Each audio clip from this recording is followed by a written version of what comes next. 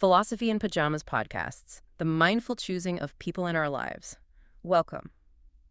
Today we're embarking on, well, a quiet, but I think a profoundly necessary journey. We're going to explore the art of choosing the people we allow close to us, into our inner world. And this isn't about, professional contacts or people you just meet for a moment. No, not at all. Our focus is really on that deliberate, often silent practice of protecting the core architecture of your spirit. Right.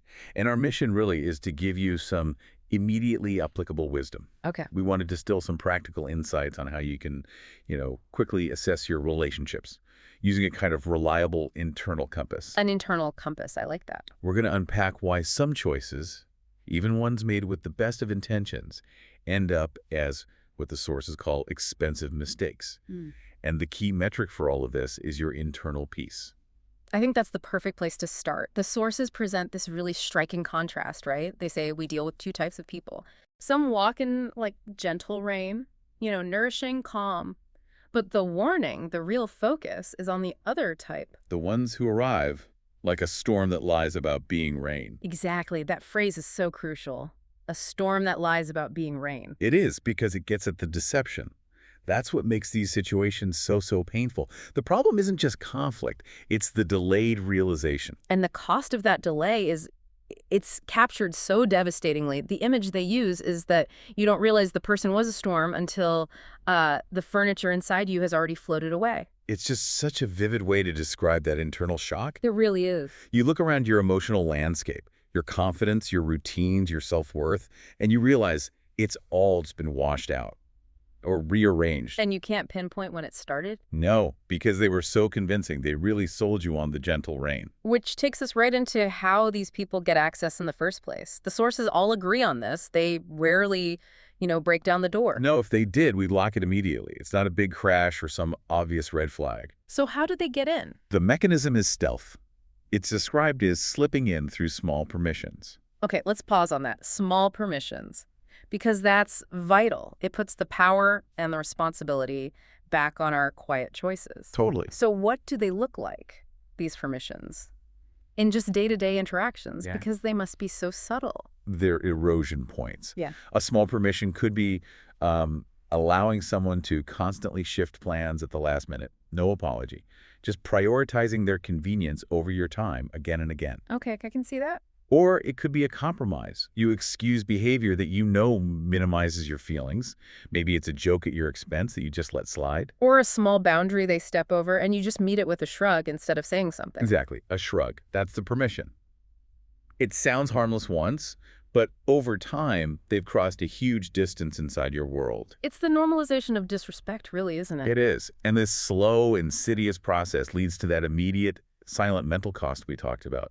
The psychological rearrangement. Right. The source says the wrong person starts rearranging the soil inside your thoughts. It's such a profound idea. It is. I mean, we think about emotional costs, but what does it mean to have the soil of your thoughts rearranged? It means they're changing the very foundation you grow your confidence on. If the soil is stable, you feel grounded, but when someone rearranges it, you're constantly second-guessing yourself. You start to prepare for conflict where there shouldn't be any. Yes. You dedicate your most precious resource, your mental space, to managing their instability even when they're not there. And that has tangible outcomes, real signs that the rearrangement is complete.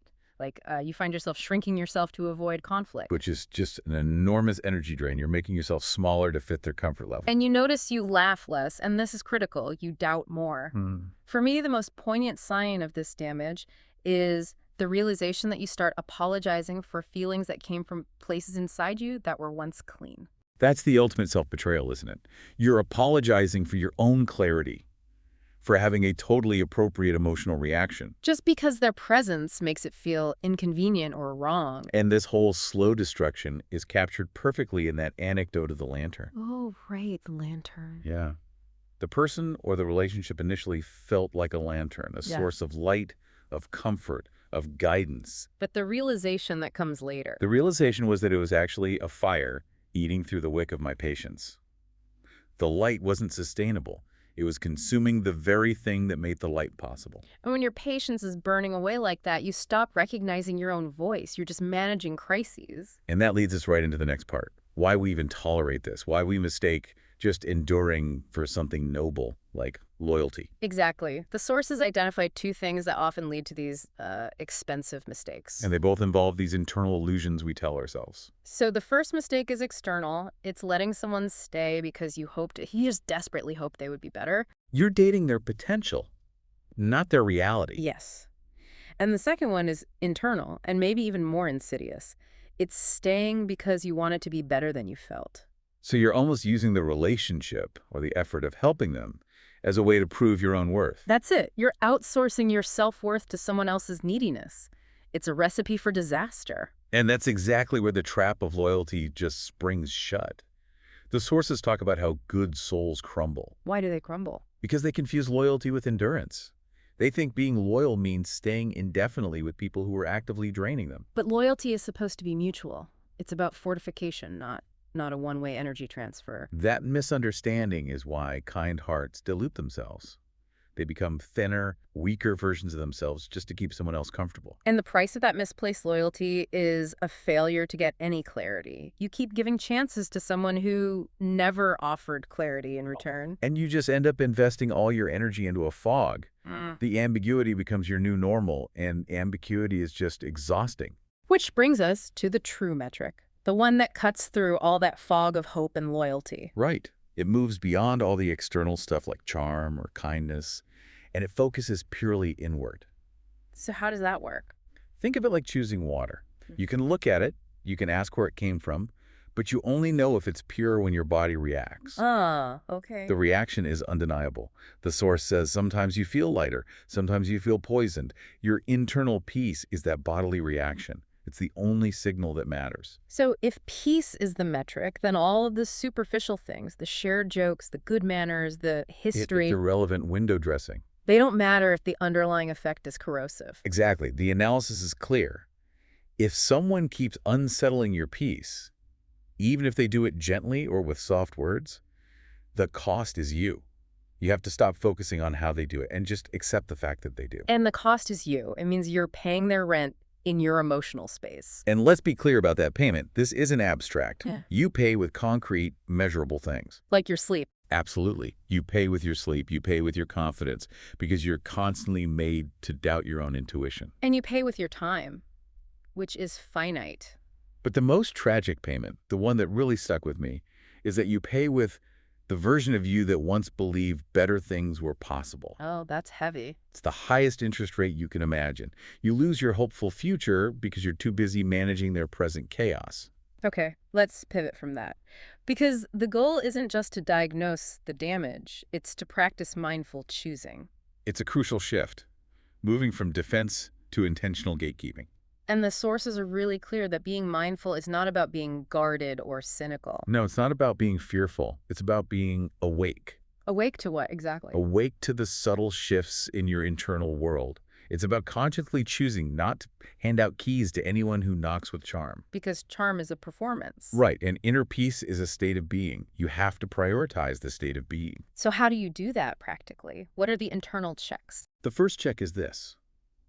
Notice who makes your mind crowded, even when they aren't physically around. The lingering residue. Exactly. When you're alone, are you thinking about your goals or are you running mental scenarios about your next interaction with them? That is a great test. If your internal monologue is just managing someone else, then your mind is definitely crowded. The next check is similar.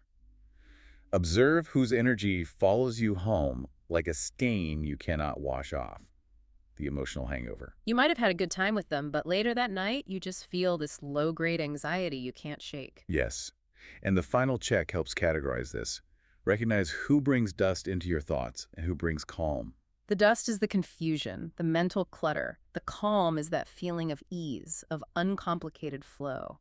When you use these checks, it becomes less about rules and more about trusting your gut. The advice is so powerful. Life gets lighter when you let your intuition speak before your sympathy does.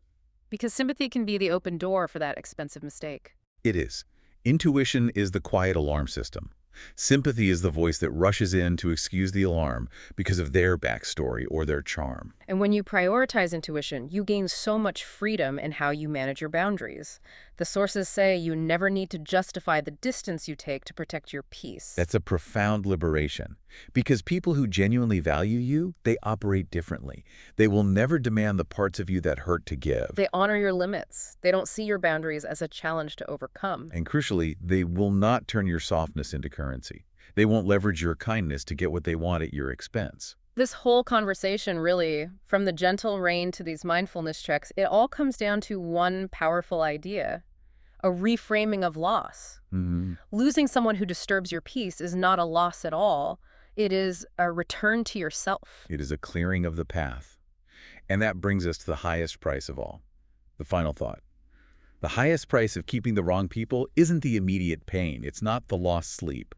It is the delay. The delay. The delay from becoming the person you are quietly meant to be. That's the real tragedy. It's deferred self-actualization. You're actively choosing to postpone creating the best version of your life because you're managing someone else's chaos. It puts the power of choice right back in your hands in this immediate, sharp way.